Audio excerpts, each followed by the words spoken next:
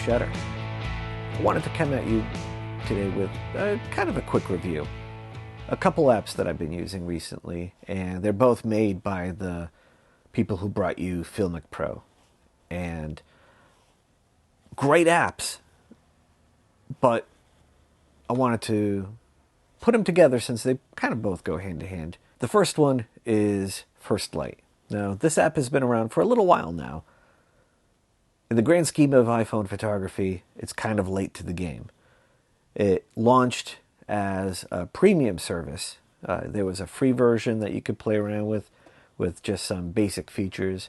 And then if you wanted to take advantage of some of the professional grade software, it turned into a subscription-based service, which left a lot of people kind of angry, I guess.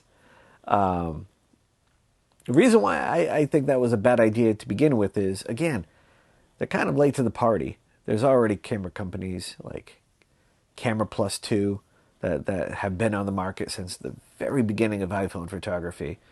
You have companies like Pro Camera. You have companies like Halide. There are a lot of professional grade camera apps out there. And so to come marching in with premium service, that was kind of a weird feeling. So they changed, and that should be really commended for to be able to change their revenue strategy. And I think that's pretty awesome on their part. It is now a one-time $7.99 fee. But is the $7.99 worth it? Well, I gotta say, it's a pretty good camera app. When you look at it, it doesn't seem all that impressive, but that's where the magic lies, I think. There are no bells and whistles. It's a very straightforward app that allows you to switch with just the flick of a thumb, and you're able to change your settings very quickly. So if you're doing any kind of street photography and you want to go from RAW to JPEG, a couple taps is all you need. If you want to switch from your telephoto lens to the wide-angle lens, just a tap of the thumb is all you need. And being able to switch your exposure settings, pretty good. It is a very easy camera to use, and I think that alone is worth the price. Now, a couple other things that are really cool are the fact that you could do what is equivalent to like film simulations, filters, if you will. I like calling them film simulations because what they're trying to capture is, if you read between the lines of the naming convention, it's kind of like the Kodachrome, the Velvia, all the classic films from way back when. It's something that Fujifilm is doing tremendously well, which is why I'm shooting on a Fuji right now. I use Fuji for all of my professional work. So having Firstlight be able to kind of do the same thing is really awesome, and that's kind of near and dear to me. It's filters, but it's not overwhelming. It's subtle, and you're able to customize it with the strength of the filter. You're able to add vignetting, grain, very good photocentric types of edits before you take the photo, which is awesome. It's not something that you're doing in post-production. So being able to nail your photo at the very beginning, awesome. Being able to check out your focus is also really key. And that is something that you can do with doing a hard press on your screen. When you do that, it magnifies the point that you've touched, and you're able to see if your photo is, or if your focus is truly in focus. And that's really cool. I like that feature. Being able to overexpose and underexpose, having the zebra stripes, that's a really cool feature for the camera app as well. Overall, I would say it's a really great camera app. It's a great feel, and I'll be using this with all of my camera photography. Will I solely use it? No. that's the beauty about iPhone photography. If I'm in a mood to use Firstlight, I'll use Firstlight. If I want to go back to using Camera Plus, or Camera Plus 2 in this case, I'm going to go back to using that. You're able to use different apps depending on what your work calls for. And I think that flexibility is really strong. That's the beauty about iPhone photography. Some things that I would like added to the camera, being able to do panoramics, I think would be really cool. The raw settings and being able to use Apple's API calls to take advantage of the shutter speed, the ISO, the HDR features, all great. But I'd like to see it a step further and take advantage of doing panoramic photography through a really cool app like this. That would be my first request. Second request, maybe a little slow shutter action. Now, I get that the iPhone is limited to a 1 second exposure on the wide angle lens anyway. I think it's a quarter of a second on the telephoto lens.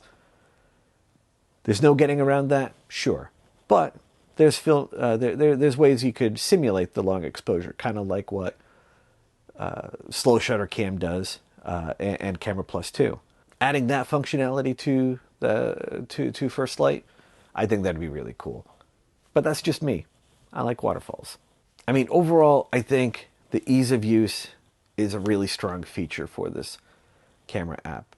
They're able to take away things that you don't need to see or focus on, put in only the bare necessities. It is a great camera app for those that just want to have professional features, but without the clutter of too much on your screen. So the other camera app is DoubleTake. That is brought to you by the same folks, the people who brought you FiLMiC Pro. This is a video app that is kind of the precursor to what's to come. It's basically the demo for what FiLMiC Pro is going to do pretty soon. And we've got a preview of it during the Apple 11 keynote presentation, where you're able to do video from multiple cameras on the iPhone and record at the same time.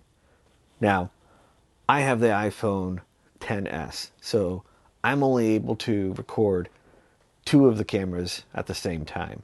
And that is, I could choose to do the 2 front-facing cameras, the telephoto or the wide angle, or I could do 1 camera over here and I could do the selfie camera at the same time.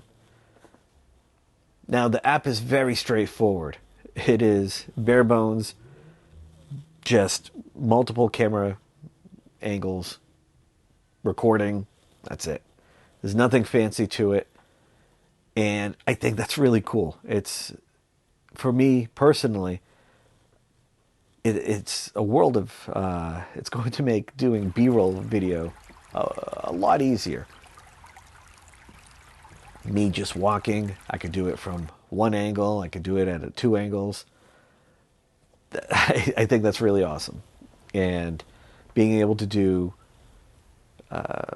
record 2 videos side by side, that's really awesome. The one thing that everybody's happy about, that I'm not too thrilled about, is being able to do the front-facing camera and the selfie camera at the same time.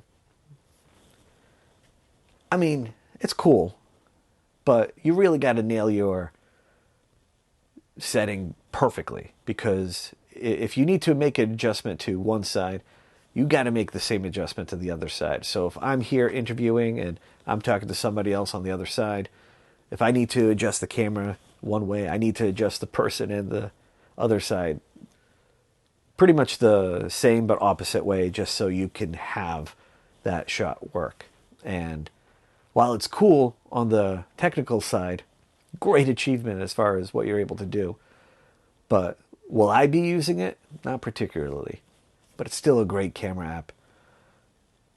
I can't wait to see when it's integrated into FiLMiC Pro, because then you'll be able to take advantage of so much more.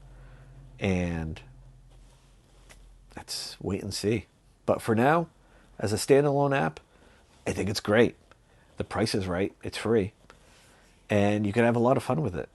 So I encourage everybody to play with it. And, you know, if you're doing your own B-roll footage, it's a great way to double up, get different perspectives, and, you know, pick your favorite one. So anyway, I hope you enjoy this little mini review. Go ahead and like and subscribe if you'd like. Go ahead and help us out by either subscribing to our Patreon. That always helps us out. But if Patreon's not your thing, go ahead and subscribe to our free newsletter. You can find that in the description below. You can always pick up one of our stickers.